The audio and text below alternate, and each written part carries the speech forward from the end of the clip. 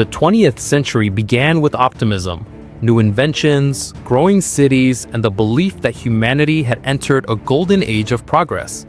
But that illusion shattered in 1914 when the world descended into a nightmare of violence that would last for 3 decades. Two global conflicts, World War I and World War II, changed the course of history, redrew the map of the world, and redefined what it means to be human. This is how it happened. World War I was a brutal, global conflict fought between 1914 and 1918. On one side stood the Central Powers, Germany, Austria-Hungary, Bulgaria, and the Ottoman Empire. On the other, the Allied Powers, Great Britain, France, Russia, Italy, Romania, Japan, and later the United States. Fueled by nationalism, imperial rivalry, and an arms race, the war brought unprecedented destruction and claimed more than 16 million lives. It was a war that began not with armies clashing, but with a single bullet. In June 1914, Archduke Franz Ferdinand, heir to the Austro-Hungarian throne, was assassinated in Sarajevo by a Serbian nationalist.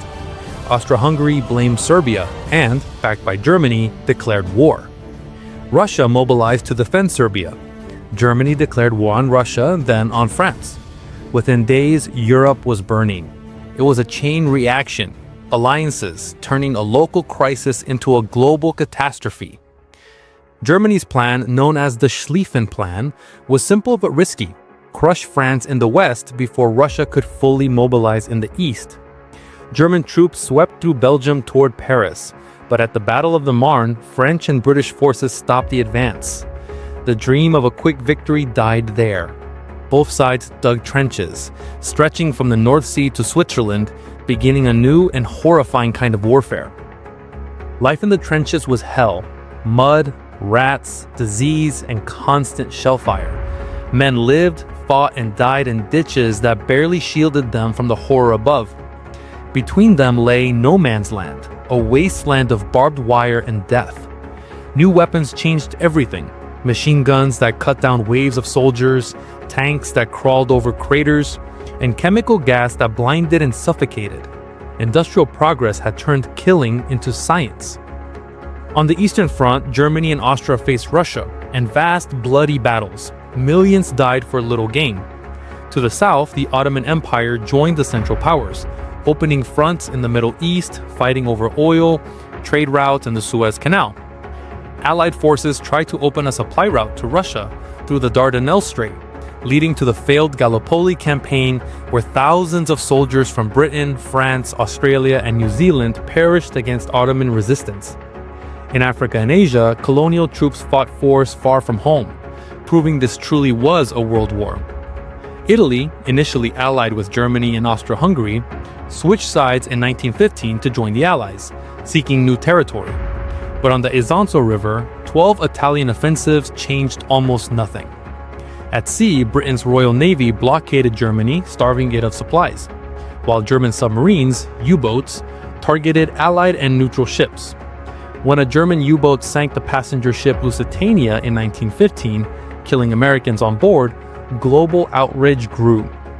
By 1917, Russia was collapsing. Exhaustion, hunger, and discontent exploded into the Bolshevik Revolution, forcing Russia to withdraw from the war. For Germany, this was a chance: focus everything on the West and win before the United States could arrive. But the US had already joined. After the infamous Zimmermann telegram, a secret German message encouraging Mexico to attack America, President Woodrow Wilson declared war on Germany. Fresh American troops and endless supplies shifted the balance. By late 1918, the Central Powers were collapsing. The Ottoman Empire surrendered. Austria-Hungary dissolved under nationalist revolts. Germany, starving and exhausted, sought an armistice on November 11, 1918. The guns fell silent, but the world had changed forever. The war left Europe shattered. Empires crumbled. The German, Austro-Hungarian, Ottoman, and Russian empires all gone. New nations emerged: Poland, Czechoslovakia, Yugoslavia, Finland, and Turkey. The Treaty of Versailles blamed Germany entirely, forcing crushing reparations and humiliation. Many believed it was peace, but in truth, it was only an intermission. Barely 20 years later, the world plunged into an even deadlier war. World War II was fought from 1939 to 1945, involving more than 100 million people across 30 nations.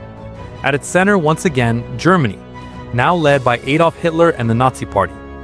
Hitler rose to power in 1933, feeding on the anger and despair left by the Treaty of Versailles and the Great Depression. He promised to restore German pride and expand its living space. Defying the treaty, Hitler rebuilt the military and annexed territories. Austria, then the Sudetenland in Czechoslovakia. Britain and France, desperate to avoid war, looked away. But in September 1939, Germany invaded Poland. Britain and France finally declared war. Once again, the world ignited. Germany's new strategy was called Blitzkrieg, lightning war. Tanks, planes, and troops moved fast, overwhelming enemies before they could react. In 1940, Germany crushed Denmark, Norway, Belgium, the Netherlands, and even France, all within months.